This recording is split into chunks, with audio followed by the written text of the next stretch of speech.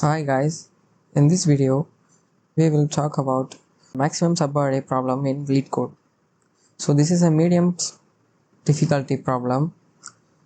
Given an integer array nums, find the subarray with the largest sum and return its sum. So we have been given examples. The input consists of a list of numbers and the output is 6.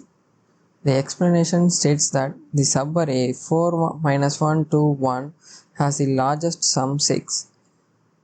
So I have already solved this problem and let me explain this code for you. First, let's initialize a variable max with an value of minus infinity and a count variable with a value of 0. Then we can loop through all the elements in nums.